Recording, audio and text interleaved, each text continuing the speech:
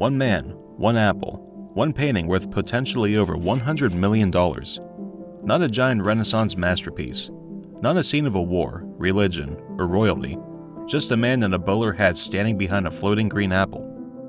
And yet René Magritte's The Son of Man has become one of the most recognizable images in the entire history of art. A painting so iconic that even people who've never heard of Magritte instantly recognize it.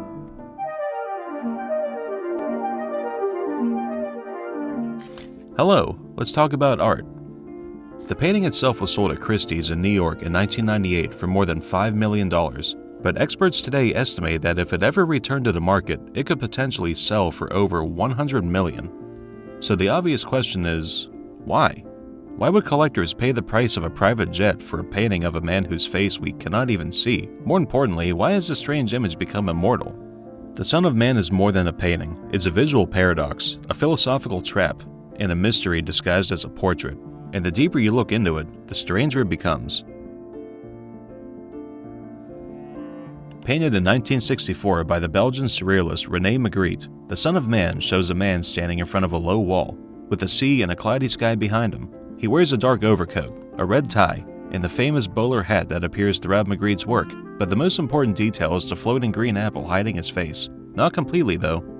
If you look carefully, one eye still peeks out from behind the fruit, and that tiny detail changes everything. The composition is also defined by a restrained and almost heavy color palette. The deep dark gray notes of the man's suit and the bowler hat absorb light rather than reflect it, while the muted blue-green of the sea and the sky feels distant and cold.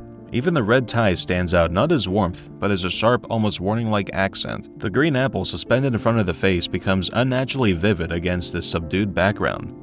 What makes the image even more striking is how strongly these simple dominant forms naturally guide the viewer's gaze. Together they create a quiet but persistent sense of unease, as if the entire scene is holding its breath. Nothing in the composition feels accidental. Every element contributes to the painting's strange emotional stillness. Bringing together elements that feel strangely incompatible was one of the defining characteristics of Surrealism, and Magritte became one of the movement's greatest masters.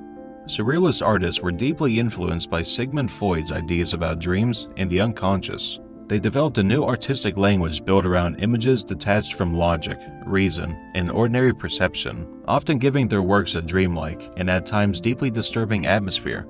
While many surrealists relied on abstract forms and symbolic distortions, Magritte took a different approach. He painted ordinary objects, a man, an apple, a wall, the sea, with almost photographic clarity, yet arranged them in ways that feel irrational and psychologically disorienting. The result is an image that seems familiar at first glance, but increasingly strange the longer one looks at it, as if unrelated elements have been assembled without any logical connection. The painting was created as a self-portrait. Magritte himself once said, "Everything we see hides another thing. We always want to see what is hidden by what we see." This interest can take the form of a quite intense feeling, a sort of conflict, one might say, between the visible that is hidden and the visible that is present. That idea became the foundation of the entire painting. The visible world hides another world beneath it. Reality conceals truth, and the more we try to understand something, the more mysterious it becomes. That may be one reason why this image has fascinated people for more than half a century.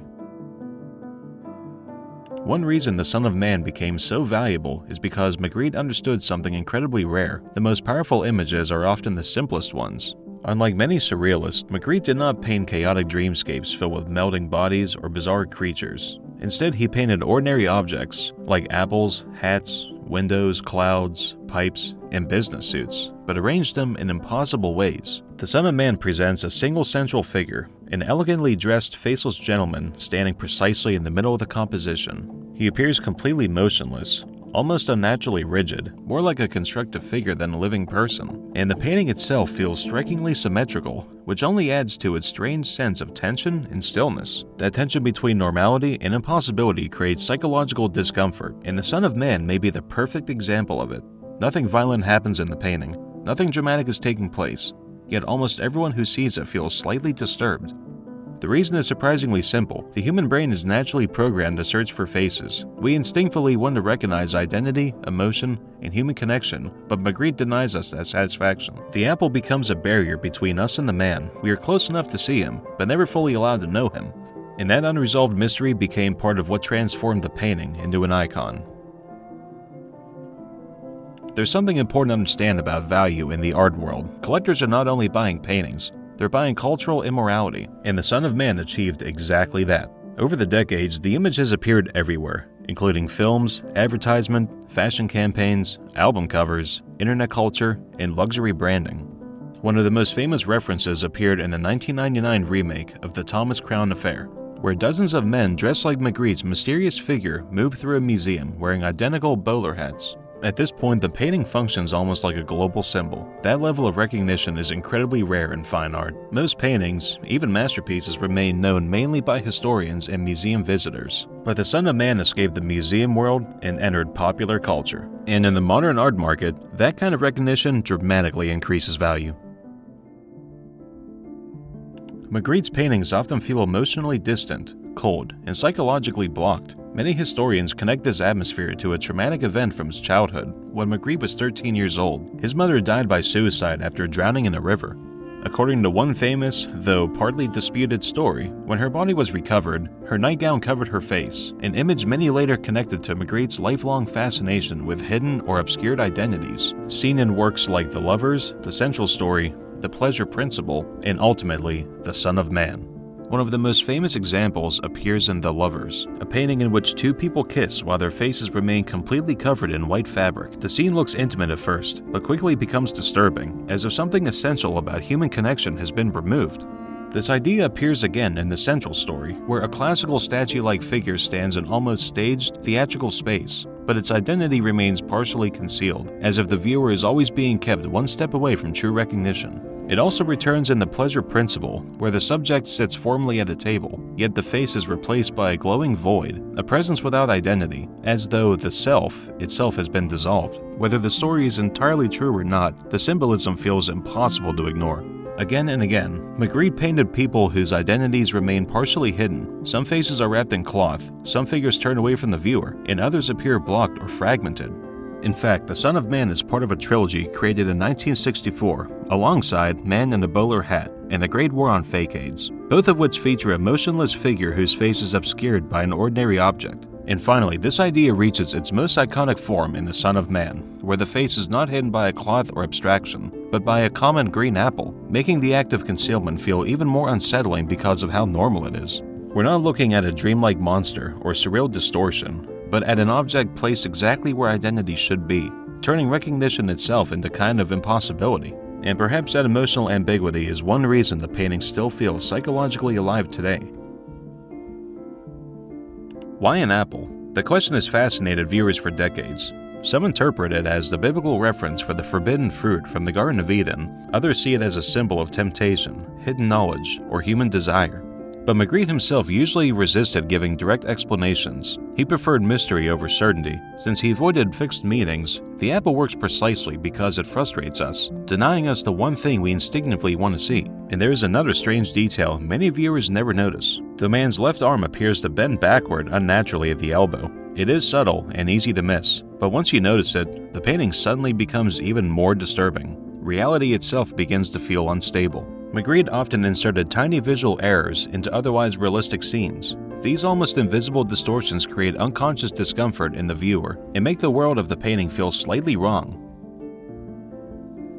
Now let's talk about money. The original painting remained in private hands for decades after Magritte sold it to his friend and lawyer, Harry Torksinger, in 1964. Then, in 1998, the painting was sold at Christie's in New York for approximately $5.4 million. At the time, that was already considered an enormous price, but the art market has changed dramatically since then. In 2024, another Magritte painting from his Empire of Light series sold for more than $121 million, setting a new auction record for the artist and for surreal art in general. That sale completely changed how experts estimate the value of the Son of Man. Many now believe that if the painting returned to auction today, it could potentially reach a similar or even higher price because it is arguably Magritte's single most recognizable image. There's also another major factor behind its value: scarcity. There is only one original oil painting of the Son of Man, and unlike some other famous artworks, this exact composition does not exist in endless variations. For ultra-wealthy collectors, uniqueness matters enormously. Owning this painting would mean owning one of the most recognizable images of the 20th century. That is not simply art ownership, that is cultural power, and a lasting investment in the future of global art. Most expensive artworks eventually become historical artifacts that feel distant from modern life, but the Son of Man still feels strangely contemporary. Even at the age of social media, facial recognition technology, and digital identity, the painting remains relevant. A hidden face, a constructed identity, a person reduced to an image. In some ways, Magritte predicted modern culture decades before it existed, and maybe that explains why the painting never disappears, because the mystery still works. Who is this man? Why is he hidden? What are we not allowed to see? But the most uncomfortable question of all this may be, if the face were finally revealed, would the painting lose its power? Maybe that is the real genius of Magritte. He understood that mystery is often more powerful than revelation, and that sometimes the most unforgettable image is the one that refuses to fully show itself. Over the decades, the Son of Man has inspired countless psychological and philosophical interpretations because it touches something deeply uncomfortable about identity and perception. Some see the hidden face as a symbol of how impossible it is to truly know another person, while others interpret the apple as a barrier between appearance and truth. Even the visible eye peeking from behind the fruit suggests that identity is never fully erased, only partially concealed. Some critics also viewed the painting as a commentary on modern conformity, since the man in the bowler hat appears anonymous and interchangeable, almost reduced to a social role rather than an individual. In recent years, the painting has become more relevant, with many people connecting it to social media personas, surveillance culture, facial recognition technology, and the modern tendency to hide behind carefully constructed public images. Magritte transformed what initially seems like an ordinary portrait into an image filled with questions, more compelling than any answers it could offer. Today, the Son of Man is far more than a surrealist painting.